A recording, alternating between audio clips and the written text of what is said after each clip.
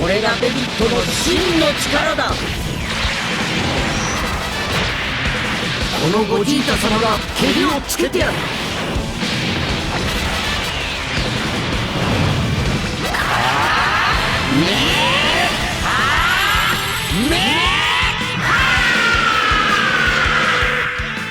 The 5th anniversary Blue Fusions burst onto the scene with the greatest card arts of all time, the most hype OSTs ever, the best looking animations in the game, and an underwhelming design?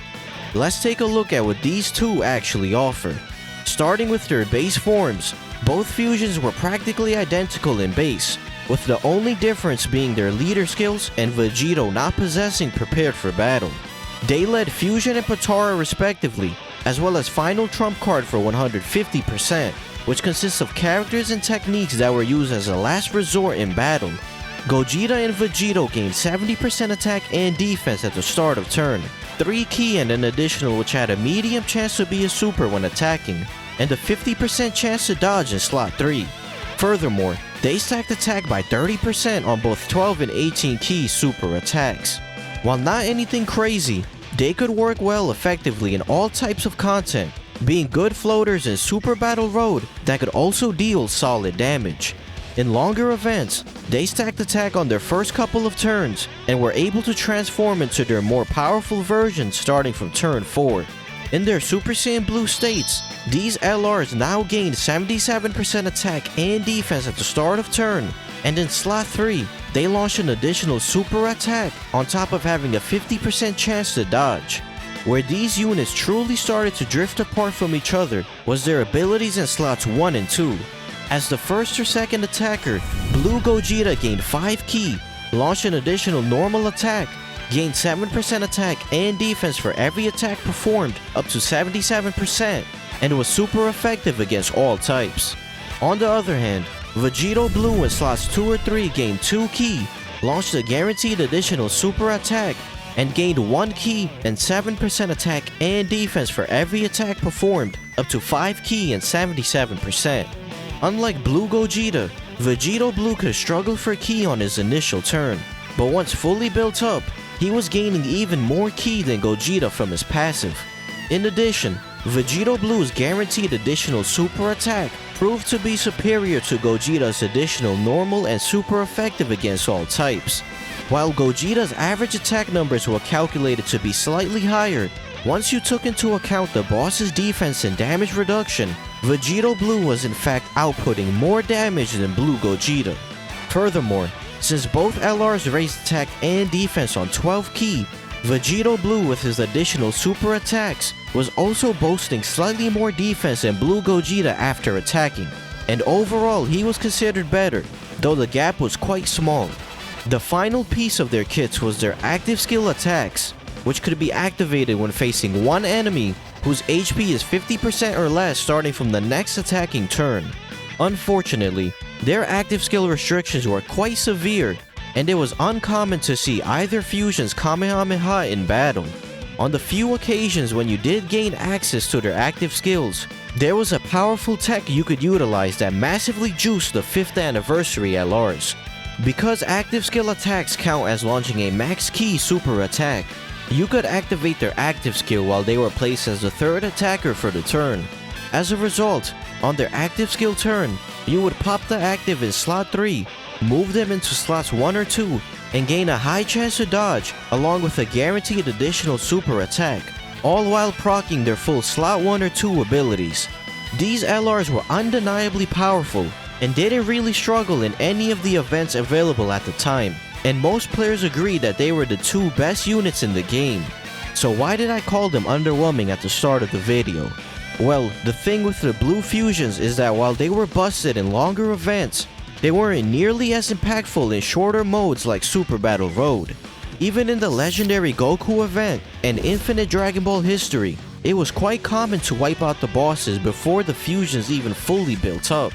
It took 8 to 10 turns after transforming to launch 11 attacks in battle, which was borderline impossible to do in the current difficult events, and they weren't really contributing much on their first few appearances. At the time, they were widely considered 1 and 2. However, once the hype died down much later, Some players argued that LR Kale and Caulifla simply did their job better in the current difficult event meta. This was arguably the first time in history where the anniversary units weren't undisputedly the best units in the game. And spoiler alert for 2020, the meta later on does not end up favoring the 5th anniversary LRs. In the end, the 5th anniversary LRs were incredibly good cards, but not leaps and bounds better than what the pinnacle of the game already had to offer. They weren't heavily criticized on release, but in hindsight, the Blue Fusions could have benefited from just a tiny bit of fine-tuning. A week before the start of the anniversary, they released update 4.8.1 and debuted 2 new features into the game: special stickers and skill orbs. You could apply an exclusive visual effect to TUR characters by using a special sticker that could be obtained from missions and special events. These effects were purely cosmetic and were simply a fun way to make your units feel more special and vibrant. Skill orbs, on the other hand, could be equipped to UR or higher characters and directly increase a character's potential skill level or stats. Skill orbs come in 3 rarities: bronze, silver, and gold, and only characters with 2 or more dupes in their hidden potential could be equipped with gold skill orbs. While not too big of a change at first, as higher level skill orbs became more common in the near future, many units saw a sizable increase in performance due to the extra stats and potential skill levels. The 5th anniversary officially kicked off on January 29th, and the anniversary login card this time around was Super Saiyan Blue Goku holding the 5-star Dragon Ball. Many of the usual anniversary events made their expected return, but one notable inclusion to this year's campaign was the 55 unit ticket summon. By completing all missions throughout the anniversary period, you could collect 55 of these special tickets and perform a multi-summon that gave 55 characters in total. The final character of this summon was guaranteed to be a random yellow coin LR, with the LR pool going up until LR God Goku. It goes without saying that allowing players to acquire a guaranteed summonable LR for the first time ever was an incredibly generous move on Dokkan's part that greatly excited the player base. 4 brand new events were released for part 1 of the 5th anniversary, the first of which being the Whis event, a limited event that allowed players to obtain skill orbs every week. Frieza's recruitment test was a special event that was nearly identical to the title-breaking event. You wanted to deal as much damage as possible with a single attack against each stage, each which had its own effective category. The final new events were story events that introduced new free-to-play characters. The Saiyan Trio led by Fate event released SSRs for Kid Broly and Kid Raditz, and the Zero Mortal Plan story event released a new Zamasu unit that was set to Dokkan Awaken into a LR later on in the anniversary. Stage 5 of Infinite Dragon Ball history was also added alongside these events, featuring characters from the Dragon Ball Super Broly movie. As for stages 3 and 4, they were actually released alongside the New Year's Dual Dokkan Fest units, and were against Goku's family and Vegeta's family respectively. All 3 of these stages were pretty challenging, but still similar in difficulty to the legendary Goku event and the first 2 stages of Infinite Dragon Ball history. The banner units for the 5th anniversary LRs were Trunks and Mai, and Bardock and Gine.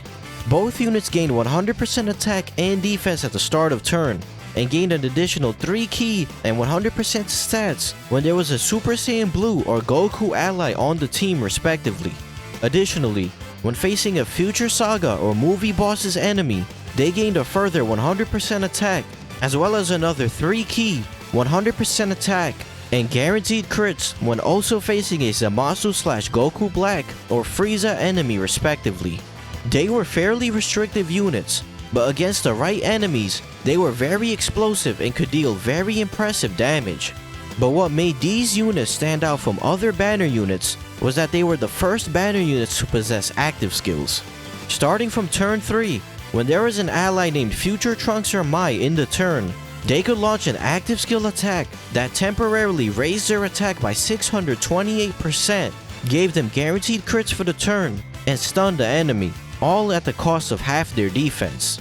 This ability was very powerful in Super Battle Road, allowing you to completely shut down a single enemy for the turn, while also dishing out massive damage. On the other hand, Bardock and Gine's active skill could be activated from turn 4 when HP was below 80%, and they removed all allies' status effects and raised all allies' attack by 22% for 2 turns. They possessed incredible support capabilities and were most commonly used to skyrocket the damage numbers of the units around them for showcase purposes. Both units had access to really helpful active skills and were overall very decent units. Part 2 officially kicked off a little over a week later with the Dragon Ball Hunt campaign. Completing all the conditions and collecting all 7 Dragon Balls allowed players to unlock a new wallpaper featuring Blue Gogeta versus Dragon Ball Super Broly. Simultaneously, we received the awakenings for not only the 3 free-to-play units, but also an Extreme Z area for Kid Vegeta and Raditz, as well as Kid Broly. Both units were solid after EZing, with Broly being able to stack attack and defense on Super, and Vegeta and Raditz being capable of dealing decent damage. But the highlight from this batch of free-to-play units was LR Zamasu Goku, who we'll touch on a bit later. First, we need to talk about the Part 2 LRs for the 5th anniversary. LR Rosé Goku Black and LR Broly Cheelai and Lemo. LR Goku Black had one job, and that was to do a shit ton of damage out the gate. He gained 66% attack and defense at the start of turn, and for every key when attacking, he gained 6% attack up to 120% attack. This was a multiplicative boost, so at 20 or more key, Goku Black was getting a whopping 265% attack. He also gained 2 key for every final blow delivered up to 6 key, and recovered 6% HP when receiving an attack at the end of the turn. While this unit put up stunningly high offensive numbers, there were a few noticeable flaws with his kit. Firstly, this unit struggled to reach 18 plus key super attacks, as his main key mechanic was locked behind delivering final blows, which was very difficult and inconsistent to do. It also didn't help that he was lacking prepared for battle in his link set, and mainly possessed attack boosting links. Secondly, this unit was a bit of a glass cannon. While Goku Black greatly raised defense for 1 turn on both supers, he only gained 66% defense at the start of turn without any other defensive mechanics, so big boss supers could end up doing quite a number on him. Lastly, Goku Black possessed a Rage Mode active skill that could be activated from turn 6 when HP was below 66%. You almost never saw Goku Black's active because of how restrictive the conditions were, despite it being a very powerful tool to deal free damage. Despite these flaws, however, Goku Black did the job he was intended for extremely well, and was nearly unmatched in terms of turn 1 damage. He was one of the best units in the game, and a contender for best LR in the eyes of some. LR Broly, Cheelai, and Lemo on the other hand were a bit more complex than Goku Black. For every key sphere obtained, they gained 15% attack and defense, and also gained different effects with 2 or more key spheres of certain types obtained. With 2 or more physical orbs, they received an additional 2 key and 5% attack and defense per orb obtained. With 2 or more AGL or STR orbs, they gave all allies 39% attack for 1 turn.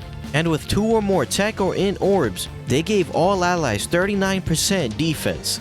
The most important part of this unit's kit, however, was that with 7 or more orbs obtained, they had guaranteed dodge for the turn. This single ability was what made this unit's potential so sky high. They were the best defensive unit in the game on a turn with 7 orbs obtained, while also having the ability to give good support to all allies. However, this was far more difficult to achieve in practice than you might expect, as getting 7 orbs with a unit that doesn't create their own orbs is quite a tall task. Additionally, this unit didn't have reliable orb changers on their teams that could allow them to consistently get 7 key spheres.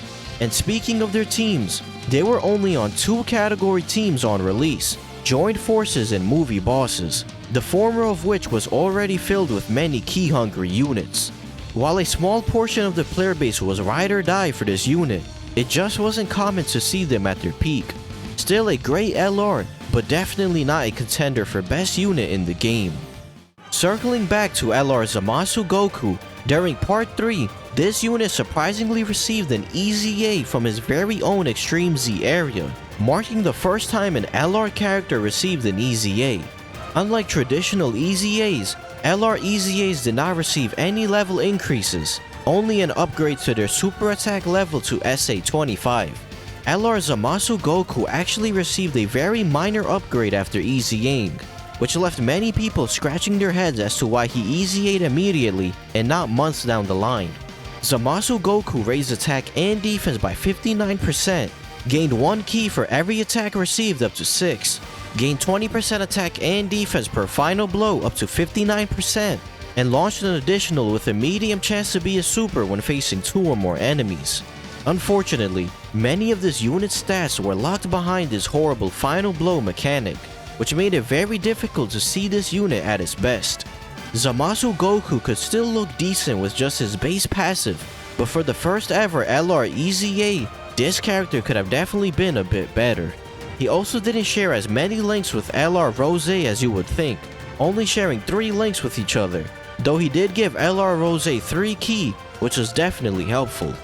To mirror the DBS Broly events from parts 1 and 2, they released a key collecting campaign linked to the number of times LR Zamasu Goku's Extreme Z area was cleared. Fulfilling all the conditions rewarded players with a Cataclysmic Showdown wallpaper, featuring Vegito Blue vs Fusion Zamasu. The final event of the 5th anniversary was Stage 6 of Infinite Dragon Ball history, which had players face off against characters that appeared in the future Trunks saga of Dragon Ball Super. Overall, this anniversary was very beloved by the community due to the sheer hype of the headlining characters, but the quantity of events and quality of free-to-play characters was definitely lacking when compared to the 4th anniversary. Following the end of the 5th anniversary, the next Dokkan Fest was none other than Beerus. Beerus was the leader for Realm of Gods and Exploding Rage, the latter of which excludes several characters you would think would be on the category. Embrace yourselves, because we'll be seeing a lot of nonsense categories throughout this year. Beerus gained 100% defense at the start of turn, 150% attack when attacking with 12 ki, and 70% attack and defense for the turn after receiving an attack. In addition, Beerus created Rainbow Orbs and was super effective against all types when facing a Realm of Gods enemy. He also stacked attack on super, allowing him to decimate the legendary Goku event and Infinite Dragon Ball history. Starting from turn 4, when HP was 70% or less, Beerus could use his active and gained 50% to stats, super effective against all types, and attacks guaranteed to hit for the turn. Beerus could shoot out 10 million plus super attacks on his active turn, and on turns without his active, he could still casually reach a 5 million plus attack stat. Beerus' major flaw was that he wanted to be in slot 1 to get his buffs for the turn, but he could take sizable damage from big boss supers, especially if it was the first attack he received. He was a very strong Dokkan Fest, and only STR Cooler was competing with him for the spot of best TUR. And speaking of Cooler, Beerus' banner was the first monthly non-Saiyan Dokkan Fest character to hit top grossing, and this was largely due to STR Cooler making his long-awaited return on a banner. The top grossing rewards themselves were less than stellar, however, because for some reason, Dokkan decided to not give out any stones for this batch of top grossing rewards. The banner unit for Beerus was STR Whis, who was one of the best banner units we had ever gotten. Whis had a 70% chance to dodge, gained 50% defense in the turn with every attack evaded, and gave all allies 50% attack when there was a Beerus unit on rotation. On top of lowering attack and defense and ceiling on super, Whis was exceptional in Super Battle Road, and he skyrocketed Beerus' offensive numbers. A week later, the tech-type support units received their awakenings, and a few days after, the 34th World Tournament was open to players. This World Tournament was special, however, because not only did it come with a brand new LR, but also one of the greatest World Tournament units ever, Super Saiyan High School Gohan. High School Gohan was a support unit that could also tank very well. He gained 58% attack and defense, 58% damage reduction, and gave superclass allies 3 ki and 30% attack and defense. He was a staple on all of his teams and was very easy to run across every event in the game. LR Demon King Piccolo was similarly very powerful and was a great addition to villain teams. He created tech key spheres, and with 5 or more orbs obtained, he gained 50% damage reduction, allowing him to be an effective tank. Demon King Piccolo could transform starting from turn 7 or when facing a Dragon Ball Saga, World Tournament, or Dragon Ball Seekers enemy, which wasn't the greatest condition. But when he was able to transform in longer events or against specific enemies, he became an even better tank, now possessing 66% damage reduction for 5 turns from entry, or 50% damage reduction with 5 orbs from turn 6 and onwards. People were upset that such an iconic villain was relegated to a free-to-play world tournament at large, but him being as powerful as he was certainly softened the blow. Moving on to the Saiyan Day celebration, this year's headlining character was actually revealed through a Dokkan Now livestream, a broadcast that presents information pertaining to events or characters coming to the global version. The first ever Dokkan Now was released in December of 2019, and we'll talk about the contents of that stream later on. But for the second ever Dokkan Now, they revealed that transforming Bardock would be the Saiyan Day Dokkan Fest. Bardock was the leader for Revenge and Low Class Warrior, 2 very mid categories.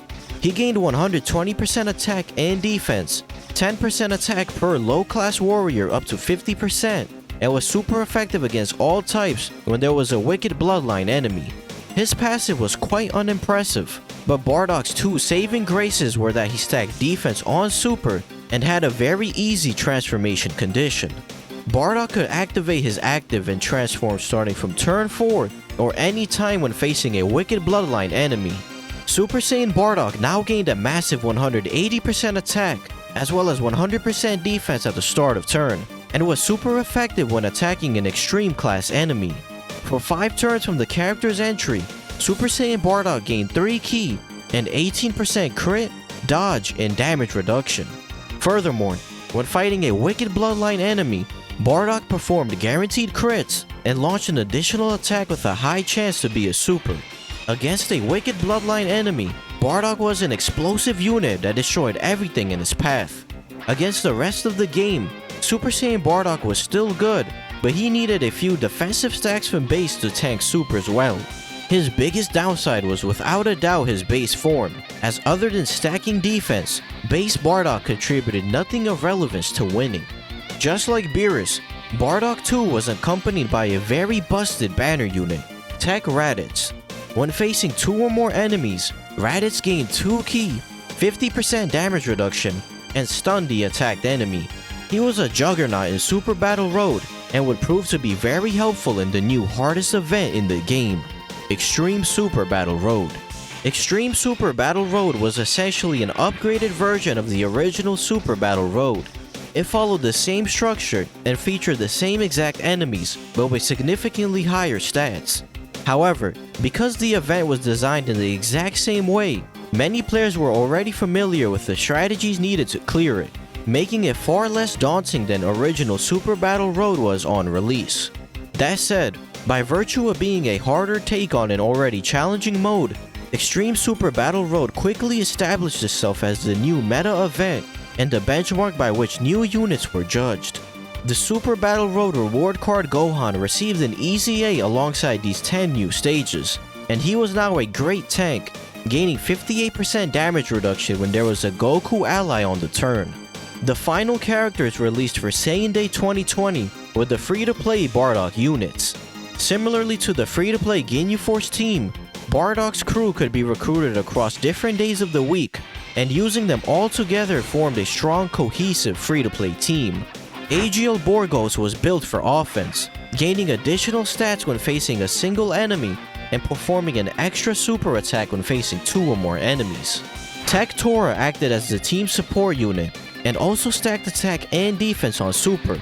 Imp Fasha possessed a high chance to dodge and created rainbow orbs when there was a Bardock unit on the team. STR Bardock was a tank, gaining 10% damage reduction per Team Bardock ally on the team up to 50%. He also sealed on super and could output solid damage, making him the most valuable member of the 5. Physical Shugesh stacked defense by 30% on super and performed guaranteed crits on stunned enemies. Once all Team Bardock members were recruited and their hidden potential fully activated, players unlocked the final piece of this free-to-play team, LR Team Bardock. LR Team Bardock was the leader for the team giving 120% to Team Bardock category allies, and he also massively buffed all 5 members. He gave Superclass allies 30% attack and defense, and Team Bardock category allies a further 30% to stats, for a total of 60% support for all Team Bardock members. This ridiculous support allowed the free-to-play Bardock team to be somewhat competitive even without a 170% leader. Fun fact about this LR, you could only get 2 copies of this card from missions on release, and players wouldn't be able to rainbow this unit until several years after their initial debut. Saiyan Day 2020 was an eventful celebration for JP, but unfortunately for Global, they did not receive Extreme Super Battle Road despite this being a joint celebration. The lack of content and equal treatment for Global resulted in this Saiyan Day being one of the most frowned upon celebrations in the history of Global Dokkan. And speaking of Global Dokkan, let's talk about the first ever Dokkan Now broadcast at the end of 2019. During that stream, it was revealed that Global would be getting an exclusive Dokkan Fest in December, months before the Japanese version. Following Saiyan Day 2020, JP finally received that global first Dokkan Fest, featuring a character so iconic and controversial, it would remain in the minds of players for a long time to come.